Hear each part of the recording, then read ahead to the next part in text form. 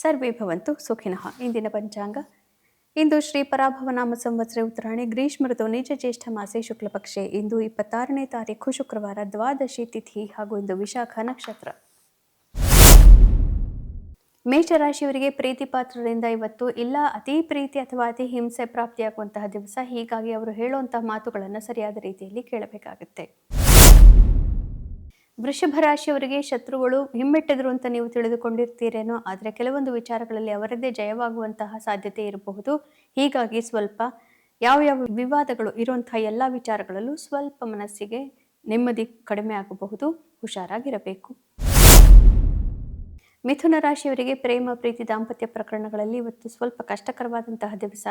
ಮನಸ್ಸಿಗೆ ನೆಮ್ಮದಿ ಇರುವುದಿಲ್ಲ. ಬಹಳ ದೊಡ್ಡದಾದಂತಹ ತ್ಯಾಗ ಇತ್ಯಾದಿ ಮನೋಭಾವಗಳನ್ನು ತೋರಬೇಕಾಗಿ ಬರಬಹುದು. ಕರ್ಕ ರಾಶಿಯವರಿಗೆ ತಾಯಿಯ ಆರೋಗ್ಯದ ಬಗ್ಗೆ ನಾನಾ ರೀತಿಯ ಯೋಚನೆಗಳು ಕಾಡ್ತಾ ಇರಬಹುದು.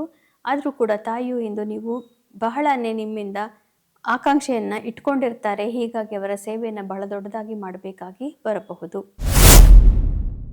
ಸಿಂಹರಾಶಿಯವರಿಗೆ ಅತ್ಯುತ್ತಮವಾದಂತಹ ದಿವಸ. ಮನಸ್ಸಿಗೆ ನೆಮ್ಮದಿ. ನಿಮ್ಮ ವಾಗ್ವಾದ ಇವುಗಳ ಒಂದು ಗುಣದಿಂದ ಎಲ್ಲರನ್ನೂ ಇವತ್ತು ಗೆಲ್ಲಬಹುದು. ಕಾರ್ಯಕ್ಷೇತ್ರದಲ್ಲಿ ಯಶಸ್ಸನ್ನು ಪಡೆಯಬಹುದು.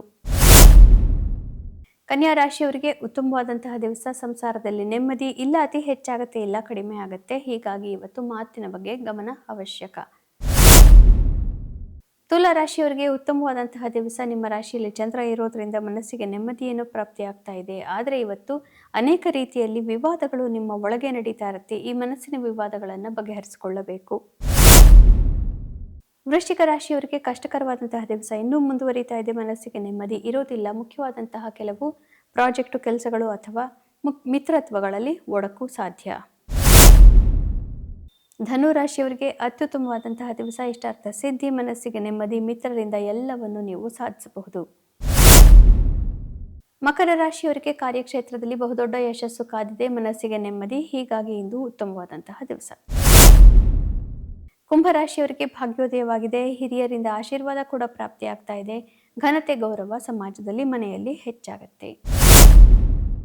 ಮೀನರಾಶಿಯವರಿಗೆ ಸ್ವಲ್ಪ ಕಷ್ಟಕರವಾದಂತಹ ದಿವಸ ಇನ್ನೂ ಮುಂದುವರಿತಾ ಇದೆ. ಆದರೂ ಕೂಡ ಬೇಗನೆ ನೆಮ್ಮದಿ ಬರುವಂತಹ ಗೋಚಾರಗಳನ್ನು ನೀವು ಕೂಡ ನೋಡಬಹುದು.